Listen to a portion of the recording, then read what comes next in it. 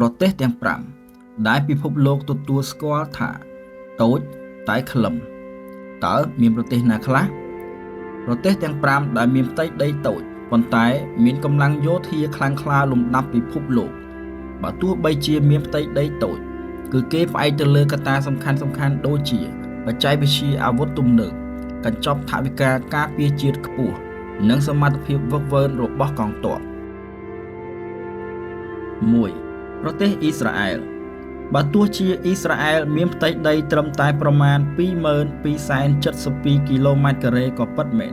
ប៉ុន្តែអ៊ីស្រាអែលមានបច្ចេកវិទ្យាការពារដែនអាកាសប្រព័ន្ធ Iron Dome ដែលអាចស្ទាក់ចាប់មីស៊ីលបានយ៉ាងស័ក្តិសិទ្ធិកម្លាំងអាកាសយន្តហោះចម្បាំង S-35 ដ៏ទំនើប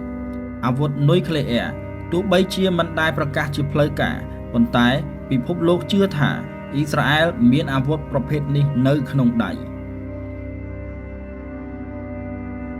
2. ប្រទេសកូរ៉េខាងត្បូងអ្វីត្បិតតែមានផ្ទៃដីប្រហែលពាក់កណ្ដាលនៃប្រទេសកម្ពុជាគឺត្រឹមតែ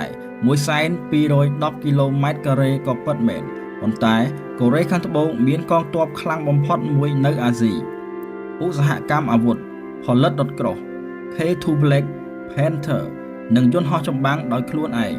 ចំនួនកងទ័ពមានកងទ័ពត្រៀមបំរុងរាប់លាននាក់និងមានការគាំទ្របច្ចេកវិទ្យាខ្ពស់ពីសហរដ្ឋអាមេរិក 3. កោះតៃវ៉ាន់ជាមួយនឹងផ្ទៃដីត្រឹមតែ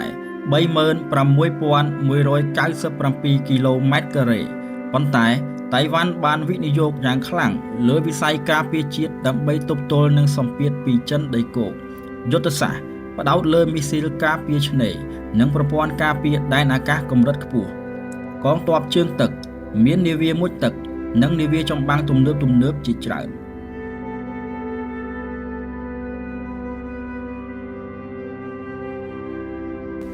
4. ប្រទេសសិង្ហបុរីគឺជាប្រទេសដែលតូចបំផុតនៅក្នុងបញ្ជីនេះផ្ទៃដីប្រហែល 734 គីឡូម៉ែត្រការ៉េប៉ុណ្ណោះប៉ុន្តែត្រូវបានគេហៅថាអាតូមពុល Poison Shrimp ថវិកាការពារជាតិចំណាយច្រើនជាងគេក្នុងតំបន់អាស៊ីអាគ្នេយ៍បច្ចេកវិទ្យាមានយន្តហោះចម្បាំង F-15 និង F-16 ព្រ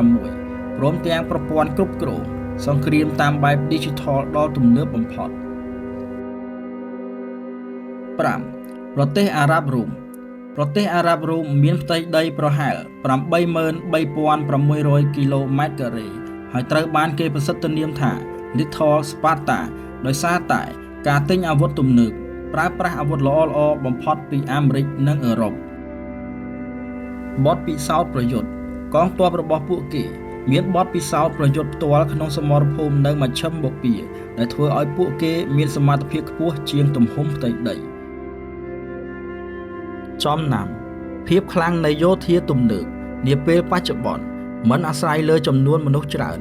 ឬដីធំដូចសម័យមុនទៀតឡើយប៉ុន្តែវាអាស្រ័យទៅលើបន្ទះឈីបនិងបច្ចេកវិទ្យា